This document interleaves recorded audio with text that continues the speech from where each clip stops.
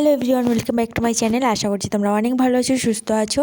আর এখন দেখো কতটা অন্ধকার বাইরে। আর এখন আমি উঠেছি কিছুক্ষণ আগেই, মানে মিনিমাম 10-15 মিনিট আগেই উঠেছি। তো যাই হোক, এখন বাইরেটা পুরো অন্ধকার, শুধু আমি লাইট জ্বালাইছি বলে তোমরা জাস্ট বুঝতে পারছো। এখনও পর্যন্ত ভোরের আলো ফোটা তো দূরে থাক, পুরো ঘোর অন্ধকার। এখন 4:45 কি 50 এরকমই হবে। তো উঠেছি তার একটাই কারণ, উঠে ডালগুলো ধুয়ে পরিষ্কার করেছি, অনেকবার ধরে ধুয়েছি। আর ধুয়ে নিয়ে এই যে বসেছি। কালকে তোমরা তো দেখেইছো ডাল ভিজিয়েছিলাম, আর আজকের হচ্ছে বড়ি দেওয়া হবে, আমিই বড়ি দেবো। আর এই কয়েকটা ওলকপি নিয়ে এসেছিলাম কালকে বাজার থেকে, ওলকপি দিয়ে আজকে বড়ি দেবো। তো জানি না কতটা কি হবে, ভালো হবে। তবে তোমরা উইশ করো আমি যেন ভালোভাবে কাজটা করতে পারি, কারণ আজকে আমি একা একাই করবো সব কিছু। আর বাড়িতে থাকলে তো মা আর আমি দুজনে করতাম, কিন্তু আজ একা।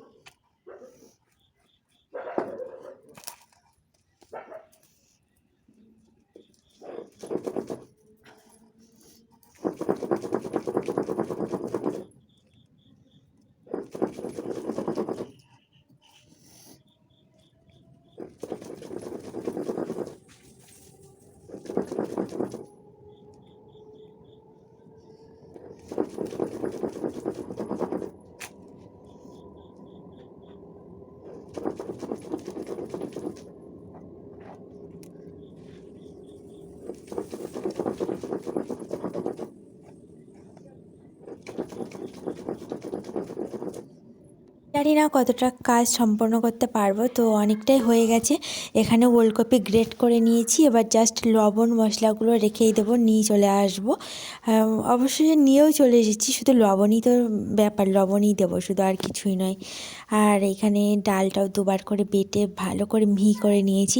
ওলকপি থেকে যে এত পরিমাণে জল বেরোচ্ছে, আমি তো হাফ হাফ মানে নিকড়িয়েই দিচ্ছি একদম ভালো করে, জলগুলো চুপড়িয়ে, মানে না ঝরিয়ে দিলে একদম বড়িগুলো নরম হয়ে যাবে, দিতে খুব প্রবলেম হয়ে যাবে। আর এমনিতেও অল্প পরিমাণে ডাল, যতটা পরিমাণে ডাল ততটাই ওলকপি নিয়েছি, মানে 2টো ওলকপি লেগেছে। অল্প পরিমাণ ডাল তো প্রায় মানে এই 350 কি 400 এতটা পরিমাণ ডাল হবে। তো চলো এখন মেখে নিই, এগুলো দুটোকে একসাথে মেখে নেব। আর তোমরাও কিন্তু অবশ্যই চ্যানেলটিকে সাবস্ক্রাইব করো।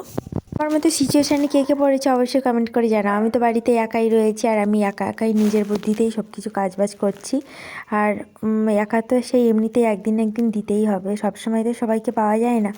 মা তো বাড়িতেই থাকে, সবসময় তো পাবো না মাকে। তো সেই কারণে আমি নিজেই শিখছি, দেখা যাক কতটা হয়।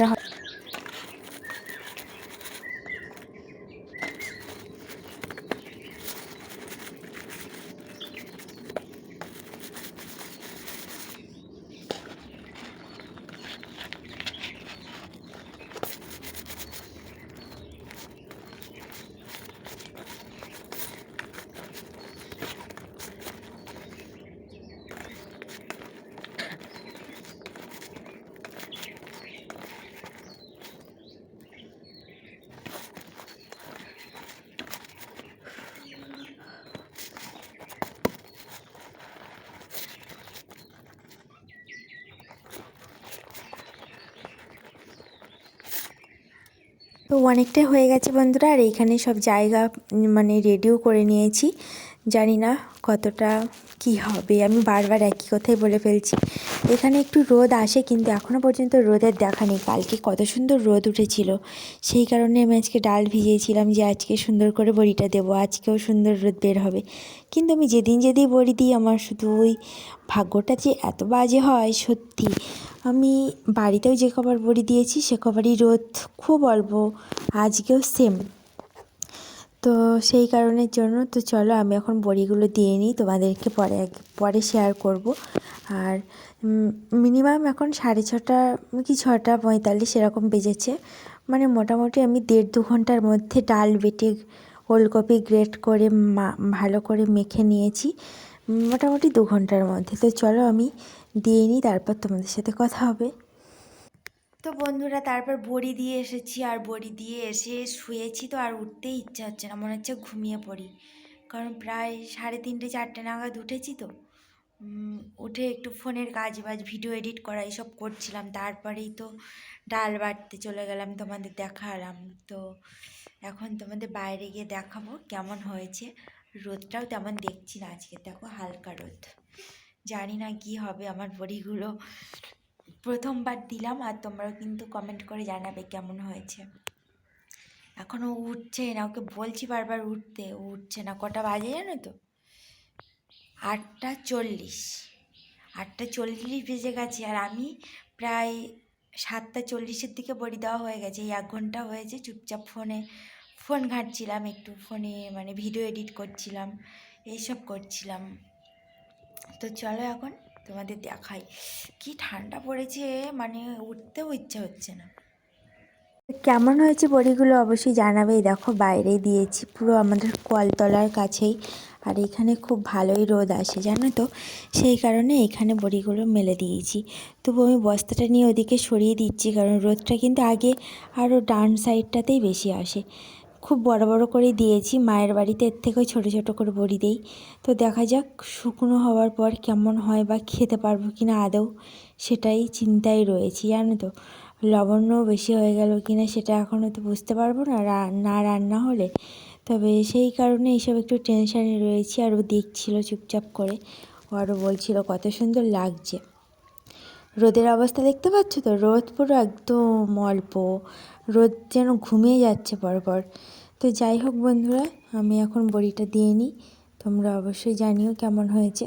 তারপর খাওয়া দাওয়ার দিকে চলে এসেছি, আর তাড়াতাড়ি রান্নাবান্নাও করে নিয়েছিলাম, সকাল থেকেও কিছু তেমন খাওয়া হয়নি।